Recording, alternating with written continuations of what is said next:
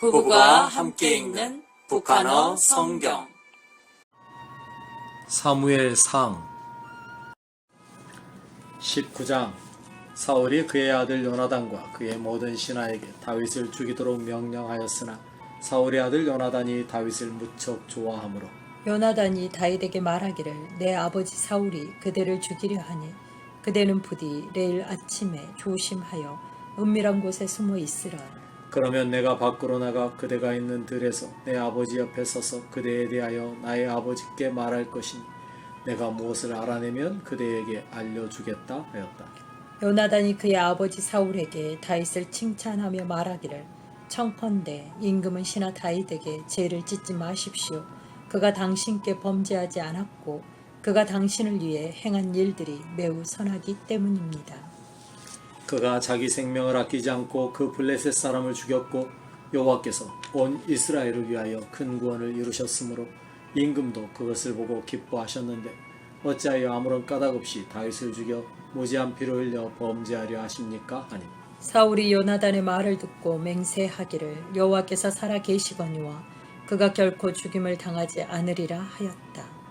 요나단이 다윗을 불러 이 모든 말을 알려주고 다윗을 사울에게로 데려오자 그가 전과 같이 사울 앞에 있었다. 그 후에 다시 전쟁이 일어나 다윗이 나가서 블레셋 사람들과 싸울 때에 그가 그들을 쳐서 크게 살육하니 그들이 그 앞에서 도망쳤다.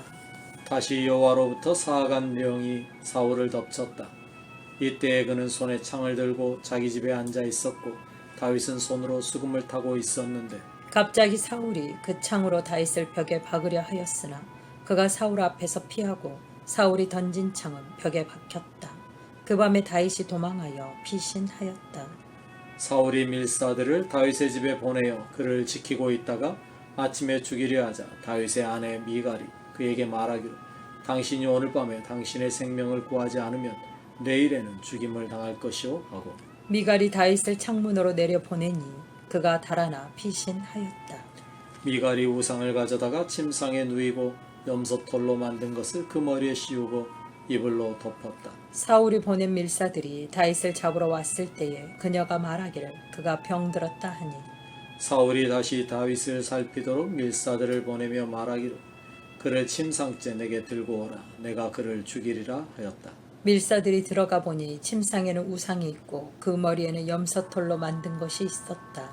이에 사울이 미갈에게 묻기를 어찌하여 너는 나를 이와 같이 속이고 나의 대적을 보내어 달아나게 하였느냐 하니 미갈이 사울에게 대답하기를 그가 나에게 말하기를 나를 가게 하라 어찌하여 내가 너를 죽여야 하겠느냐 하였습니다 하였다.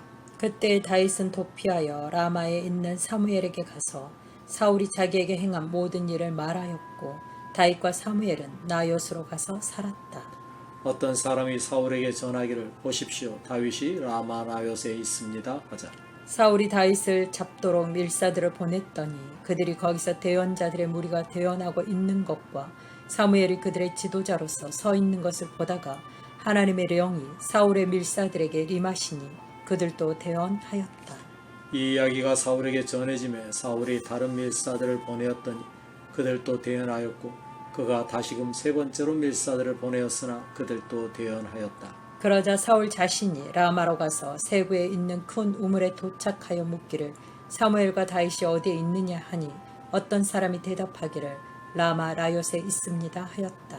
사울이 라마 나요스로 갈 때 하나님의 영이 그에게도 임하시니 그가 라마 나요스에 이를 때까지 걸어가면서 줄곧 대언하였고 심지어는 그가 옷을 벗고 사무엘 앞에서 대언하였으며 거기에서 벗은 몸으로 밤낮 하루 종일 누워 있었다. 그러므로 사람들이 말하기를 사울도 대언자들 가운데 있느냐 하였다. 20장.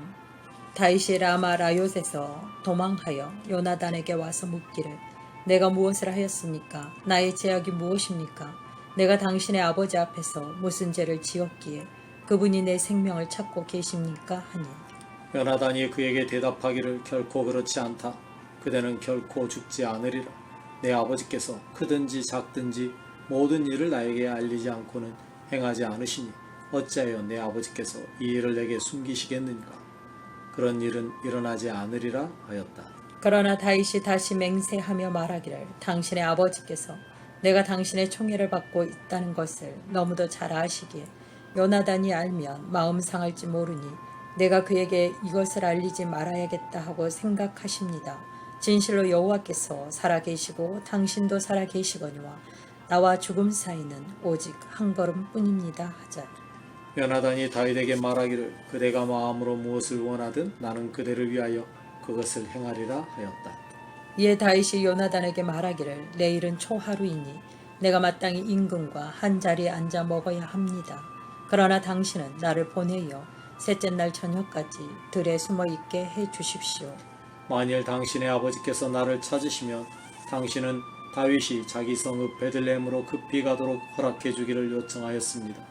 온 가족을 위한 매년 제사가 거기서 있기 때문이라 합니다 하고 아뢰어 주십시오. 만일 그분이 좋다 하고 말씀하시면 당신의 종에게 평화가 있을 것이나 그분이 노하시면 그분이 나를 해하려고 결심한 줄 아시기 바랍니다. 당신은 당신의 종과 계약을 맺었으니 당신의 종에게 은혜를 베풀어 주십시오. 그러나 만일 나에게 죄가 있으면 당신이 친히 나를 죽이십시오. 굳이 나를 당신의 아버지께 데려갈 이유가 무엇입니까? 하자.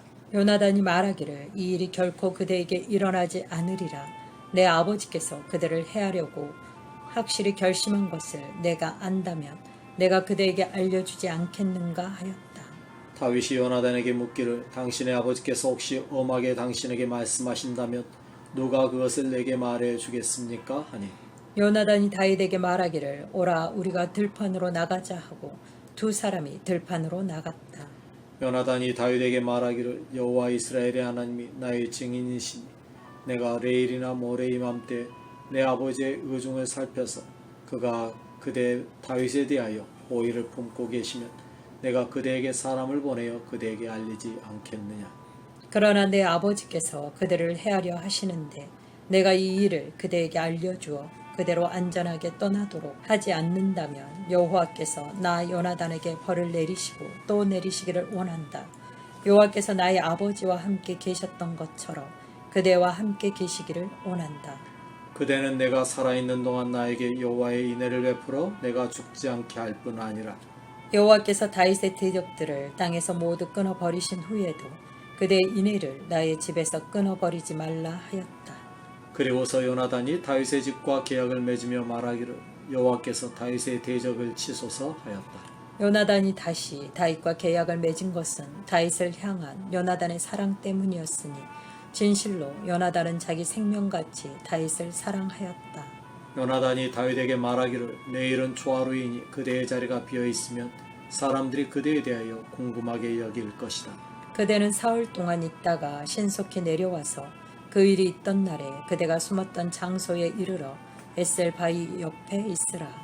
그때 내가 관역을 쏘려는 것 같이 화살 3대를 그 바위 옆에 쏜 후에 한 소년을 보내며 말하기를 너는 가서 하살을 찾으라 하고 또 말하기를 보라 하살이 내 이쪽에 있으니 그것을 가져오라 하면 그대는 돌아오라. 여호와께서 살아계시거니와 그대에게 평화가 있고 그대는 무사할 것이다. 그러나 만일 내가 그 소년에게 말하기를 보라 화살이 내 앞쪽으로 나갔다 하면 그대는 그대의 길을 가라. 이는 여호와께서 그대를 보내셨기 때문이다. 그대와 내가 말한 이 문제에 관하여 보라 여호와께서 그대와 나 사이에 영원한 증인이시다 하였다. 그리하여 다윗이 들판에 숨어 있었다. 초하루가 되었을 때 임금이 음식을 들고자 자리에 앉았는데 임금이 여느 때와 같이 벽 옆에 자기 자리에 앉아 있고 요나단은 서 있었으며 아브넬은 사울 옆에 앉아 있고 다윗의 자리는 비어 있었다.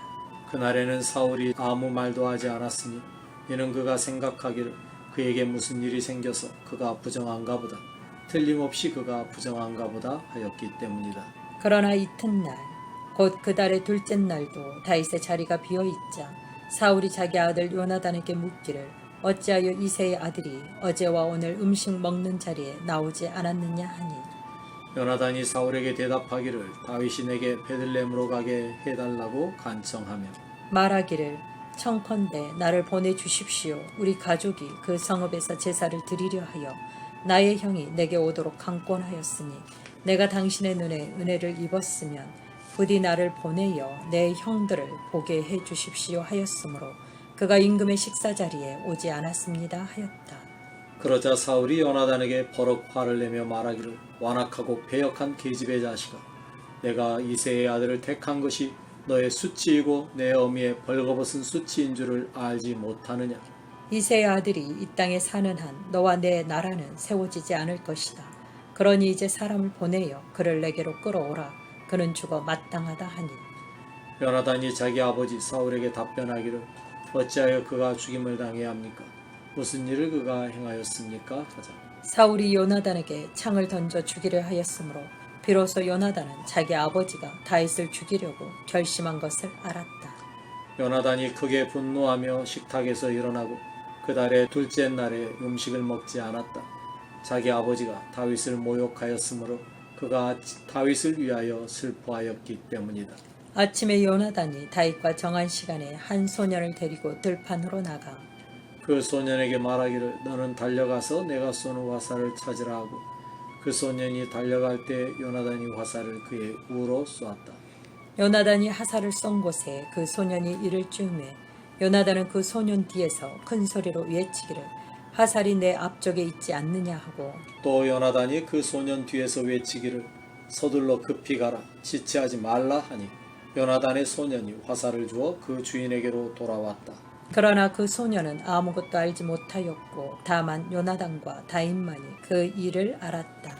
요나단이 자기의 무기들을 그 소년에게 주며 말하기를 이것을 가지고 성읍으로 가라 하였다. 그 소년이 떠나자 다윗이 즉시 바위 남쪽에서 일어나 얼굴을 땅에 대며 3번 절하였다. 그리고 나서 그들이 서로 볼을 맞추고 같이 울었으니 그때 다윗의 울음소리가 더욱 컸다. 요나단이 다윗에게 말하기를 평안히 가라.